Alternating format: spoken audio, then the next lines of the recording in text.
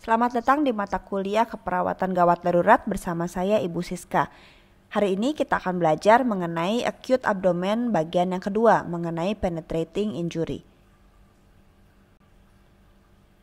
Untuk penetrating injury, kita perlu melihat etiologinya.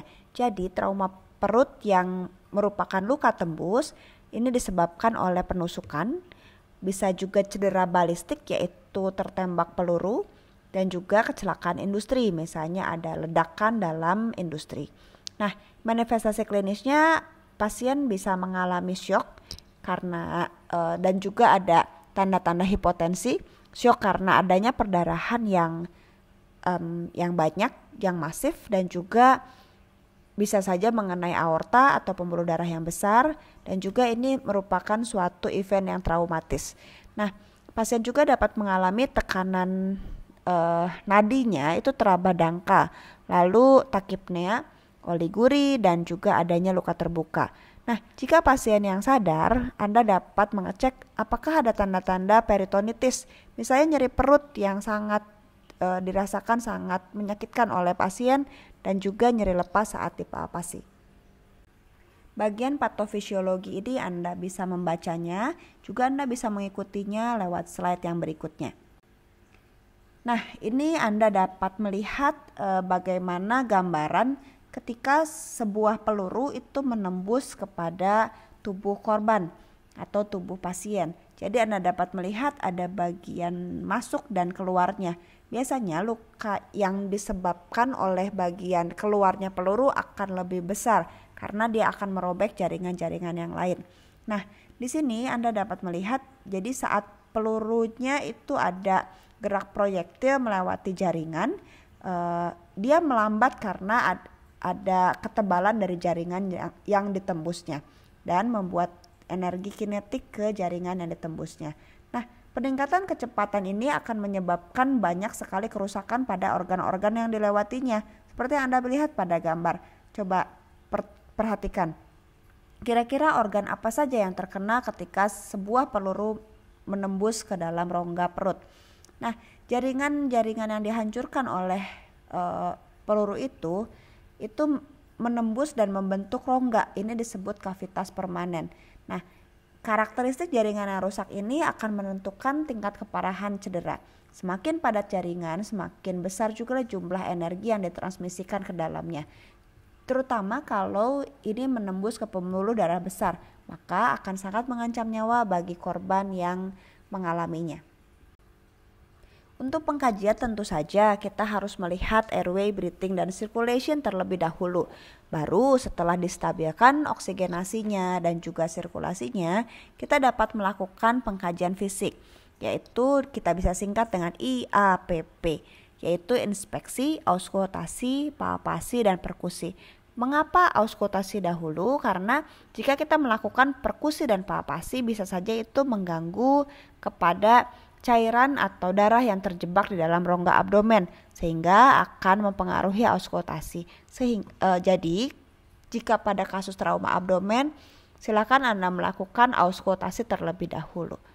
Untuk pemeriksaan diagnostiknya kita juga bisa berkolaborasi untuk melakukan ronsen abdomen USG dengan cara FAST, lalu pemeriksaan darah lengkap untuk melihat apakah ada komponen darah yang hilang, misalnya HB yang rendah, PTA-PTT yang menurun. Nah, jadi kita bisa lihat ini pasien dalam kondisi bisa jatuh ke dalam shock hemorrhagic.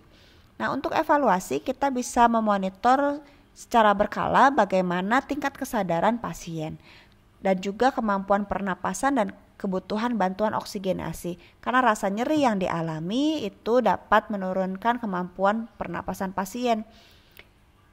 Kita juga perlu melihat tanda-tanda vital secara berkala. Coba lihat tekanan darahnya, nadinya, apakah ada tanda-tanda syok, apakah pasien mengalami hipotermia atau hipertermia, apakah pasien mengalami infeksi sehingga dia dapat mengalami hipertermia. Lalu kita juga perlu mengevaluasi pemeriksaan abdomen, apakah abdomennya terlihat distended atau misalnya distensi atau ada kelainan yang lain. Nah, kita harus melihatnya memonitornya secara berkala. Nah, penting juga untuk kasus-kasus penetrasi ini kita perlu memberikan dukungan emosional karena ini akan sangat menjadi suatu krisis, suatu traumatic event bagi pasien dan keluarga. Untuk pengajian fisik, kita bisa memfokuskan pada beberapa hal yang ada pada rongga abdomen. Nah, shock hemorrhagic ini dapat terjadi jika cederanya pada hepar. Karena pada jaringan hepar ada vena porta hepatica yang bisa terkena dan juga menyebabkan perdarahan yang sangat besar. Dan juga yang berikutnya jika melintasi usus, terutama usus besar misalnya ya, ini dapat mengakibatkan perforasi usus dengan adanya feses yang keluar ke rongga abdomen atau ada di kavum abdomen, sehingga ketika operasi ini perlu pembersihan menyeluruh dengan laparotomi eksploratif.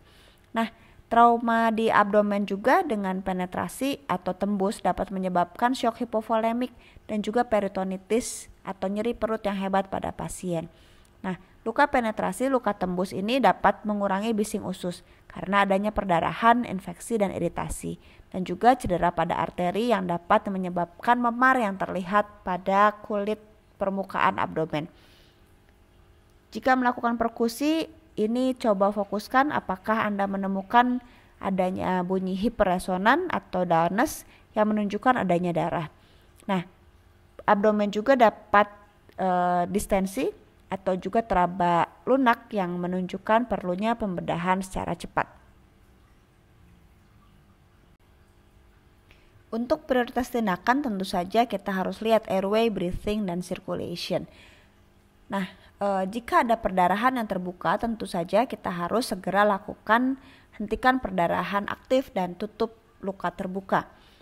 Lalu kita bisa berikan infus dengan kanula besar. Jika memungkinkan kita bisa pasang 2 line untuk cairan dan juga produk darah. Nah, untuk yang berikutnya adalah perlunya stabilisasi hemodinamik pasien, sehingga selain cairan, darah juga kita mungkin perlukan obat-obat inotropik. Nah, untuk luka tusuk ini ada perhatian khusus, yaitu benda-benda yang ditemukan tertusuk jangan langsung dicabut, tapi tetap difiksasi di tempatnya, diamankan sehingga tidak bergerak dan hanya boleh dilepas di ruang operasi, karena di ruang operasi akan ada alat-alat yang dapat menghentikan perdarahan. Kenapa tidak boleh dicabut langsung? Karena bisa saja benda itu sebagai penahan sebetulnya untuk pembuluh darah itu tidak mengeluarkan darah secara banyak. Jika kita cabut begitu saja, yang pertama dia akan menyebabkan cedera yang baru, yang kedua dia bisa saja tidak dapat menahan pembuluh darah yang sudah sobek, sehingga perdarahannya akan lebih banyak dan akan mengancam nyawa pasien. Untuk indikasi intervensi bedah, ini standarnya adalah laparotomi eksploratif, sehingga dapat melihat bagian-bagian mana yang masih ada perdarahan atau yang memerlukan penghentian perdarahan dari dalam. Nah, silakan perhatikan apakah pasien Anda itu hemodinamiknya tidak stabil, apakah mengalami peritonitis, apakah mengalami nyeri perut yang menyebar dan tidak kunjung membaik. Jika pasien Anda yang tadinya hemodinamiknya stabil menjadi tidak stabil, menjadi nyeri, menjadi sangat gelisah karena nyeri perutnya, segera laporkan pada dokter Anda sehingga pasien mungkin bisa dilaksanakan operasi bedah secara sito, jadi secara cepat. Tentu saja tujuan pembedahan yang dilakukan pada pasien adalah untuk memanajemen perdarahannya, untuk menghentikan perdarahan dengan cepat. Lalu ini juga dapat mengidentifikasi cedera serius dengan cepat. Dan juga jika ada feses atau perforasi usus, ini dapat dikendalikan kontaminasinya secara cepat karena bisa disuction dan bisa dibersihkan dengan NaCl di kamar operasi. Nah, juga bisa dilakukan rekonstruksi bila memungkinkan.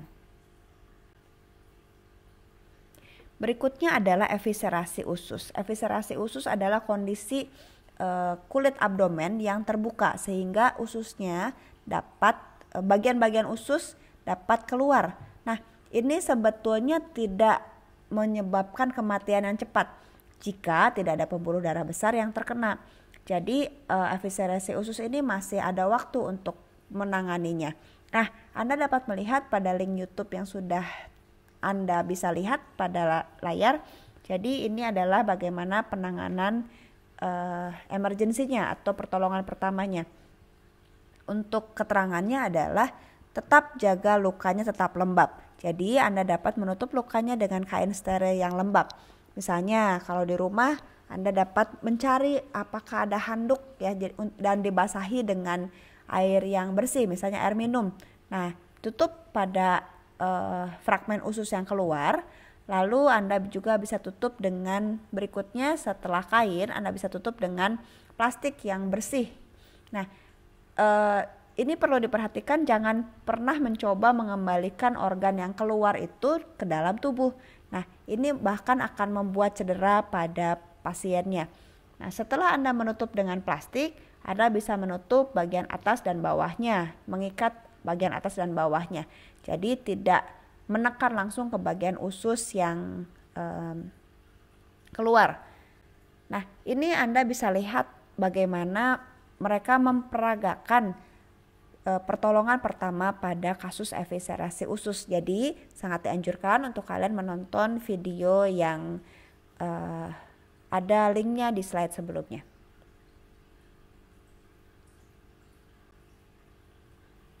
Ini adalah pertanyaan yang bisa Anda coba kerjakan ya. Jadi Anda bisa membaca seorang pasien ada datang ke UGD misalnya ya, dan Anda sebagai perawat di sana, dia terpukul berkali-kali perutnya oleh raket badminton. Nah, dicurigailah dia cedera hepar.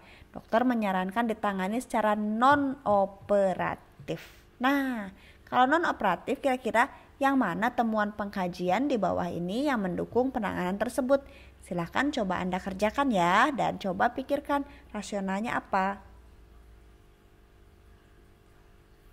Ini adalah referensi yang digunakan untuk menyusun materi pada acute abdomen bagian kedua ini. Terima kasih dan selamat belajar.